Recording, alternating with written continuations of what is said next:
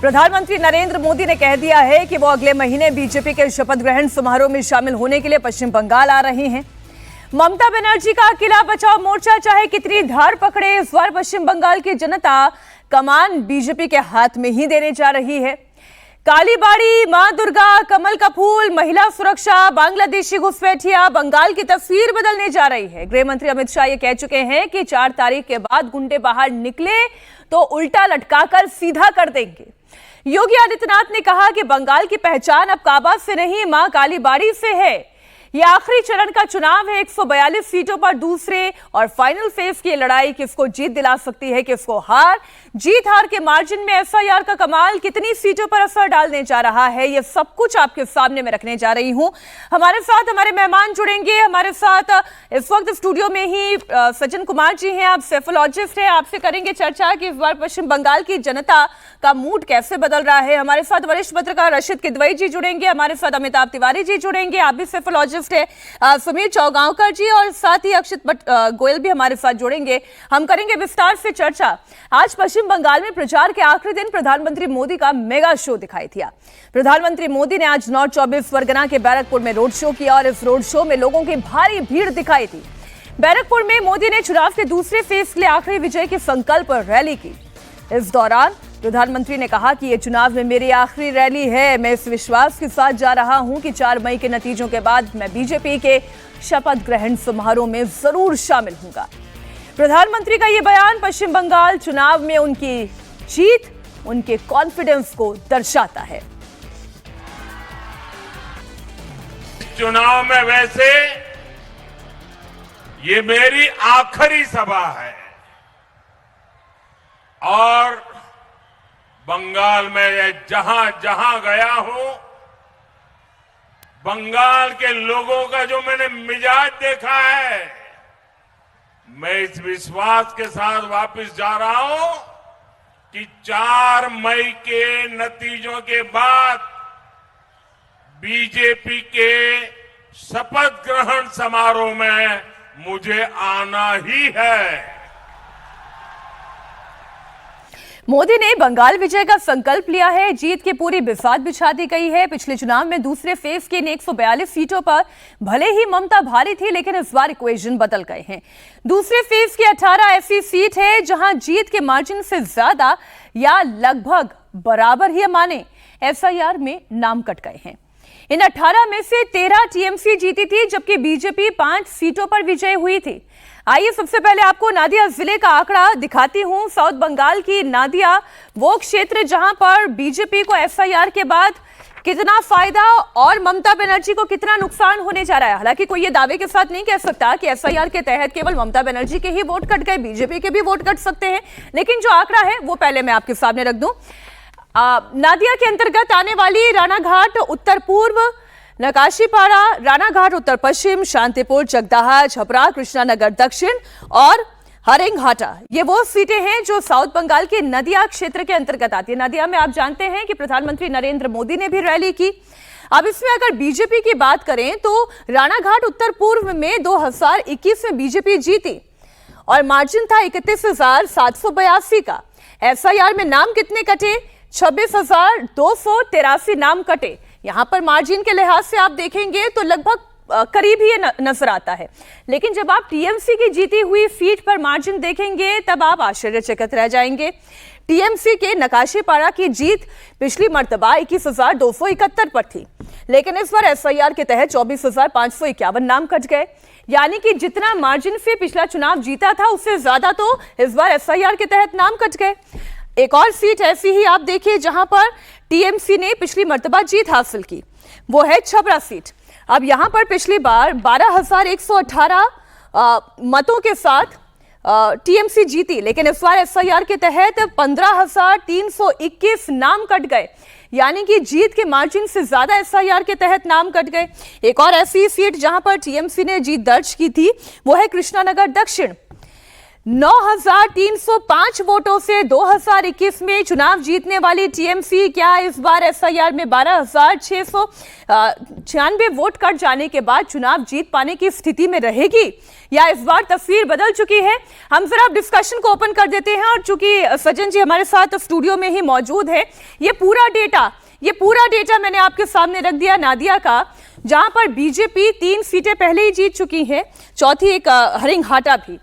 ऐसे में सज्जन जी, एसआईआर का ये दर्द कहीं कहर बनकर तो नहीं टूटने जा रहा है टीएमसी पर? देखिए, दो चिंता के विषय है टीएमसी के लिए कि जैसे चापरा या नक्काशी पारा का सीट आपने बताया, ये तो माइनॉरिटी डोमिनेटेड सीट्स हैं नदिया डिस्ट्रिक्ट में, कृष्णानगर के आसपास हैं।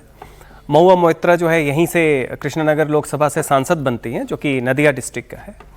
तो वहाँ पे एक तो ये है कि पिछले चुनाव में मुस्लिम कंसोलिडेशन टीएमसी के साथ तो था ही था, हिंदू वर्ग का भी एक हिस्सा टीएमसी को मिल रहा था, जिस कारण से भी मिल रहा हो। इस बार पूरे बंगाल की जो सेंटिमेंट है उसमें दो चीज़ें, एक तो उन एरियाज़ में जहाँ पे नाम कटे हैं, जैसा आप दिखा रही हैं कि जो जहाँ टीएमसी को विक्ट्री मिली थी वहाँ डेमोग्राफी भी ये है कि माइनॉरिटी डोमिनेटेड वो है, वहाँ पे नाम ज़्यादा कटे हैं। दूसरा ये है कि हम ये भी देख रहे हैं कि इस बार हिंदू ध्रुवीकरण साइलेंटली बीजेपी के पक्ष में है।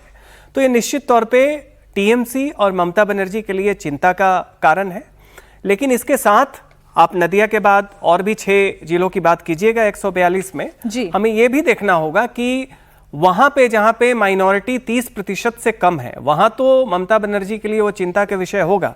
लेकिन जहां वो 30% प्लस हैं, शायद नाम कटने के बावजूद भी उतनी चिंता उन्हें ना हो, क्योंकि डेमोग्राफी में माइनॉरिटी और हिंदू, इन दो लोगों का ध्रुवीकरण इस बार पिछले चुनाव से ज्यादा है। लेकिन निश्चित तौर पे इस बार जो उत्साह लोगों को देखने के मिल रहा है, जो फियर फैक्टर कम हुआ है, ये सब, और उसके साथ एसआईआर में जो नाम कटे हैं वो उनके लिए चिंता का सबब। हालांकि इस जोन में जो नॉर्थ 24 परगना और नदिया में जो नाम कटे हैं उसमें मतुआ वोट भी आता है, क्योंकि ये मतुआ बेल्ट भी है, आप शायद बाद में उस पर जाएंगी।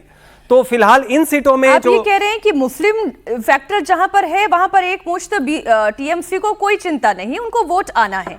जहां पर मतुआ फैक्टर है वहां पर बीजेपी ये मानकर चल रही है कि वहां पर बीजेपी को फायदा होगा।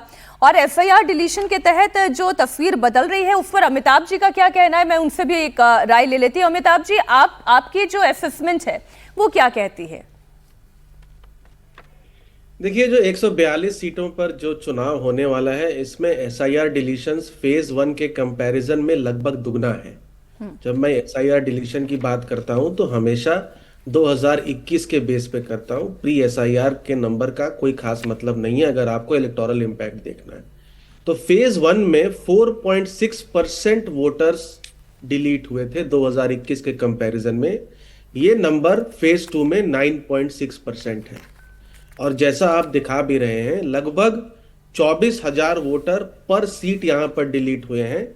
और ममता बनर्जी जिन सीटों पर जीती हैं, लगभग 123 सीटों पे 142 में से, उसमें उनका एवरेज मार्जिन 33,000 था। यानी एवरेज मार्जिन के 3/4, लगभग 75% जो नाम है वो डिलीट हो गए हैं। तो इसीलिए जो है वो कॉन्टेस्ट जो है यहाँ पर और दिलचस्प हो जाता है। खास करके 3 जिले हैं जहां पर टीएमसी ने पिछली बार स्वीप किया है। हावड़ा 16-0, कोलकाता 11-0 और हुगली मेरे हिसाब से 16-2 या 14-4 ऐसा कुछ था 18 सीटों में से। 14-4 इन तीनों जिलों में एवरेज डिलीशन जो है वो टीएमसी के विक्ट्री मार्जिन से ज्यादा है। तो एसआईआर डिलीशंस का जोर जो है वो ज्यादा हमें इस फेज में देखने को मिलेगा, बशर्ते जो फेज 1 में देखने को मिला था यहां पर भी। लेकिन क्योंकि मुझे लगता है 50 सीटें जरूर ऐसी होंगी जहां पर माइनॉरिटी पॉपुलेशन 30% से अधिक है, तो वहां पर इसका क्या इम्पैक्ट होता है, वहां पर कंसोलिडेशन या काउंटर कंसोलिडेशन कैसा होता है, ये सारी बातें जो है वो देखने और समझने की बात है। लेकिन अगर एक बहुत quick back of the envelope calculation करेंगे तो लगभग 33 सीट जो हैं वो एसआईआर डिलीशन के वजह से ही टीएमसी के लिए जो है वो वल्नरेबल हो जाती हैं इस फेज में। 3 से 4 सीटों का और मैं जरा आंकड़ा एक बार दर्शकों के सामने रख दूं। नॉर्थ 24 परगना की 2 सीटें और पूर्वी बर्धमान की 3 सीटें। जल्दी से इसके बाद फिर मैं बाकी मेहमानों के पास जाती हूं। जरा ये आंकड़ा भी एक बार आप बड़ी स्क्रीन पर ले आए। नॉर्थ 24 परगना जो कि साउथ बंगाल के अंतर्गत आने वाली यहाँ की अमडांगा सीट और जगतदल, ये 2 सीटें ऐसी हैं जहां पर टीएमसी ने पिछली बार जीत हासिल की थी और यहाँ पर मार्जिन अमडांगा की बात करें तो 25,480 और वहीं अगर जगतदल की बात करें तो 18,364 पर था।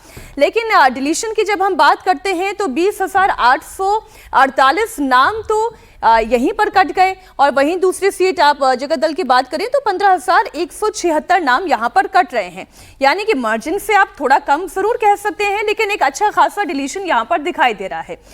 फाइनल राउंड में मोदी और ममता के बीच 3M की भी लड़ाई है, तो 3M की लड़ाई मैं आपको दिखाऊं उससे पहले जरा ये पूर्वी वर्धमान की भी तस्वीर जरा हमारे सामने रख दें। पूर्वी वर्धमान की तस्वीर नॉर्थ 24 परगना की हमने दिखा दी है, पूर्वी वर्धमान की तस्वीर आप दिखाएं। ये भी साउथ बंगाल के ही अंतर्गत आने वाली 3 सीटें, वर्धमान दक्षिण, कालना और कटवा। ये जो 3 सीटें हैं, ये तीनों सीटें पिछली बार 2021 के चुनाव में टीएमसी के खाते में गई, जहां पर जीत का मार्जिन 8,105, 7,478 और वहीं कटवा में 9,155 का रहा। इस बार आप एसआईआर डिलीशन के तहत देखें कि कितने नाम कट गए। यहां पर पहले ही सीट की अगर बात करें वर्धमान दक्षिण में तो 14,035 नाम यहां पर कट चुके हैं और 8,964 नाम कालना में कटे और कटवा में 8,861 नाम कट गए। तो जितना आपका जीत का मार्जिन था लगभग उसी के आसपास या उससे ज्यादा जब नाम कटते हैं तो जो अभी अमिताभ जी कह रहे थे कि वल्नरेबिलिटी तो वो दिखाई देती है ममता बनर्जी के लिए। राशिद जी, क्या आपको लगता है ये चुनौतीपूर्ण होने जा रहा है? मोदी जो डबल सेंचुरी की बात कर रहे हैं और जो अभिषेक बैनर्जी भी डबल सेंचुरी की बात कर रहे हैं, भाई 400 सीटों पर तो चुनाव लड़ा नहीं जा रहा, डबल सेंचुरी कोई एक पार्टी ही लगा सकती है या फिर मुकाबला कांटे का हो सकता है? जी मीनाक्षी, देखिए राजनीतिक दल और राजनेता जो है बड़े बड़े बढ़ चढ़ के दावे करते हैं। हम हर चुनाव में देखते हैं, मैं बार बार कहता हूं 400 पार का दावा हुआ था, 240 सीटें आई थी। जहां तक एसआईआर डिलीशन की बात है, ये बहुत ही दुर्भाग्यपूर्ण चीज है कि जो वोटर थे या है उनके नाम कट गए, वो पिटीशन देते रहे, ट्रिब्यूनल पे जाते रहे, सुप्रीम कोर्ट कुछ कहती रही और उसको आधार बना करके अगर हम आकलन कर रहे हैं कि अमुक राजनीतिक दल जीत सकता है या हार सकता है, तो मुझे लगता है ये हम ऐसा डूबते को तिनके का सहारा। क्या भाजपा जो है वो एसआईआर के मुद्दे पे या लोगों को वंचित करके चुनाव जीतने की कोशिश करना चाहती है? मुझे लगता है सर, जहां आपने ध्यान आकर्षित किया तो मैं डिस्क्लेमर खुद अपनी तरफ से दे देती हूं कि ये जो हम चर्चा कर रहे हैं ये हम एक केवल असेसमेंट कर रहे हैं और जब एसआईआर के तहत नाम कटे हैं तो इसका मतलब ये नहीं केवल टीएमसी के वोटर कट गया हो सकता है बीजेपी के भी वोटर इसमें कटे हो। राशिद जी, और मीनाक्षी, यहाँ हमारे दोनों मित्र सज्जन और अमिताभ मौजूद है, ये भी हुआ है एसआईआर में और बहुत खुल के कहना चाहिए इस बात को कि एसआईआर में कोई वर्ग विशेष के खिलाफ ज्यादती नहीं हुई है। जो वोट कटे हैं, जहां तक मेरा आकलन और अनुमान है, वो तमाम समुदाय के लोगों को हुआ है और जितने भी कमजोर तबके के या गरीब या कम पढ़े लिखे उनको उसका ज्यादा नुकसान हुआ है। तो बहुत से लोग, नेताजी की फैमिली के लोग, बड़े बड़े माननीय लोगों के यहाँ के नाम कटे। प्रिसाइडिंग ऑफिसर खुद सुप्रीम कोर्ट में 64 लोग गए जो इलेक्शन करा रहे हैं, उन्होंने कहा हमें वोट डालने का हक नहीं है और जज साहब ने कहा कि ठीक है अगली बार देखेंगे। तो ये भी बड़ी तकलीफदेह बात है कि 5 साल का वो व्यक्ति इंतजार करेगा जिसे वोट देने का हक था। इन तमाम चीजों में पृष्ठभूमि देखिए, राजनीतिक दल जीतेंगे वो अपने दमखम पे जीतेंगे, ये टेक्निकलिटी पे अंपायर के भरोसे कोई मैच नहीं जीतता। बात ठीक है समीर जी, फिर ये मैच कौन जीत रहा है और ये मैच जीतेगा कैसे? अगर बीजेपी दावा करती है तो बीजेपी के पास वो कौन से ब्राउनी पॉइंट्स हैं जिनसे वो मैच जीत जाएगी? देखिए मीनाक्षी, अगर भारतीय जनता पार्टी की जीत की बात करें तो भारतीय जनता पार्टी के पास बहुत से कारण होंगे। वो जो कहेगी कि 15 साल के ममता के राज में जो कटमनी, जो करप्शन रहा है, जो लॉ एंड ऑर्डर रहा है, उसके अगेंस्ट जनता ने हमें वोट किया है, हिंदुत्व का हमको वोट मिला है और ममता बनर्जी हारेगी तो ममता बनर्जी के हार का कारण उसने पहले ही तय कर दिया है कि ममता बनर्जी और अभिषेक बनर्जी पत्रकार वार्ता लेके कहेंगे कि एसआईआर ने हमको हरा दिया है और चुनाव आयोग के कड़े में चुनाव हार गए हैं। तो मुझे लग रहा है कि वो एसआईआर पर ममता बनर्जी ठिकरा फोड़ेगी, अपने 15 साल के कार्यकाल पर वो ठिकरा नहीं फोड़ेगी। जहां तक दूसरे फेज के मतदान की बात है 142 सीटों पर, यह ममता बनर्जी का सबसे स्ट्रांग होल्ड है। फर्स्ट फेज की जो 152 सीटें थी वो भारतीय जनता पार्टी का स्ट्रांग होल्ड के रूप में देखा जाता था। मुझे लग रहा है कि ममता बनर्जी के लिए सबसे बड़ी चुनौती सेकंड फेज में प्रदर्शन करने की। जिस तरीके से पहले चरण के मतदान के बाद अमित शाह ने पत्रकार वार्ता ली और बताया कि भाई 152 में 110 सीटें हम जीतने जा रहे हैं और बहुत बेहतर प्रदर्शन हमने किया है, वोटिंग में रिकॉर्ड तोड़ हुई है, 92% से ज्यादा वोटिंग पहले फेज में हुई है। तो उम्मीद है कि दूसरे फेज में भी वोटिंग का परसेंटेज जो रहेगा वो 92 उसके ऊपर रहने वाला है। तो सेकंड फेज में ममता बनर्जी की सबसे बड़ी चुनौती है। अगर सेकंड फेज में भारतीय जनता पार्टी बहुत बेहतर से प्रदर्शन करती है तो जिस तरीके से कहा जा रहा है कि 25,000 के करीब पर विधानसभा वोटर कटे हैं, 9 से 9.5% टोटल परसेंटेज का वोटर कटा है सेकंड फेज में, तो मुझे लग रहा है कि इसकी बड़ी चुनौती ममता बनर्जी के सामने होगी कि वो कैसे इन सीटों से निकालती है। और मुझे लग रहा है कि इस बार हिंदुत्व का जो मुद्दा चला है, हिंदुत्व एक तरफ भारतीय जनता पार्टी के लिए बड़ी मात्रा में हिंदुत्व के नाम पर वोटिंग पड़ा है जो 2021 में नहीं हुआ था। मुस्लिम वोट की भारतीय जनता पार्टी कभी चिंता नहीं करती, वो ममता के साथ हमेशा जुड़ा रहा है, इस बार भी जुड़ा रहेगा। आप ये जो कह रहे हैं कि ममता बनर्जी को मुस्लिम वोटों की चिंता नहीं, ये तो हम भी पहले दिन से निश्चिंत हैं अक्षत जी कि यहाँ पर ना हम कुछ मैनिपुलेट कर रहे हैं ना हम कुछ एफएफ कर रहे हैं, ये बात एकदम क्लियर है। लेकिन हिंदू वोटों का कंसोलिडेशन कैसे होगा? अब प्रधानमंत्री नरेंद्र मोदी जब कालीबाड़ी जाते हैं, 300 साल पुराने मंदिर जाते हैं, हाथों में थाली में कमल का फूल लेकर जाते हैं, तो वो क्या हिंदू वोटों को यूनाइट करता है? क्या ऐसी तस्वीरें काम करती हैं इलेक्शन में? डेफिनेटली देखिए कि जो अभी पीएम यहाँ पर आ रहे हैं बंगाल में और कैंपेनिंग कर रहे हैं, तो वो एक सिग्नलिंग करने का ट्राई कर रहे हैं कि हम लोग आपके कल्चर के बारे में सोचते हैं और हम लोग उसको समझते हैं। वो अलग अलग कम्युनिटीज की बात कर रहे हैं। जैसे वो 2021 के चुनाव में पीएम वोटिंग वाले दिन बांग्लादेश पहुंच गए थे। वहां पर एक कास्ट का मंदिर था, मैं नाम भूल रहा हूँ, शायद नामाशूद्रा कास्ट का मंदिर था। तो बीजेपी की एक आदत है कि जनरली अलग अलग कास्ट के लिए कैसे कैसे वो लोग कैसे कैसे दिखा सकते हैं कि हम लोग आपको चिंता करते हैं, वो कर रहे हैं। बट यहाँ पर सिर्फ हिंदू वोट ये सब चीज करने से नहीं आएंगे। मेरा ये चीज मानना है, जो पिछले 5 साल में यहाँ पर बीजेपी ग्राउंड में काम कर रही है, जो थोड़ा पहले से एक पोलराइजेशन बढ़ गया है, लोगों को एक चीज दिख रही है कि ज्यादा एक अपीजमेंट की पॉलिटिक्स हो रही है, या क्राइम हो रहा है, या हेट्रेड हो रहा है हमारे अगेंस्ट, हमारे काम नहीं बनते हैं, या कोई भी हमको काम वाम कराने जाना होता है तो कुछ एक पार्टी के लोग होते हैं जिनके तो हमको काम वाम कराना रहता है, और वो एक पर्टिकुलरली एक सर्टेन कास्ट के बन जाते हैं फाइनली। ये मैं नहीं बोल रहा ऐसा, हमारी मतलब ग्राउंड स्टडी में और हमारे एक फील्ड में आया है, तो खुद ही ये वाली फीलिंग डेवलप हो रही है और बीजेपी सिर्फ उसको भुनाने का ट्राई कर रही है। ऐसा नहीं है कि पीएम एक दिन जाएंगे वो करेंगे तो लोग अचानक से उनको वोट देना चालू कर देंगे। धीरे धीरे ये चीज हमारे हिसाब से इवॉल्व हो रही है। मतलब आप ये कह रहे हैं कि जो पश्चिम बंगाल में ममता बनर्जी की पॉलिटिक्स का जो तरीका रहा है, फिर चाहे वो करप्शन का मुद्दा रहा हो, कट मनी का मुद्दा रहा हो, या महिलाओं को सिक्योरिटी का इशू सताता रहा है, वो एक बड़ा कारण हो सकता है कि एक हिंदू वोटों का ध्रुवीकरण हो सकता है।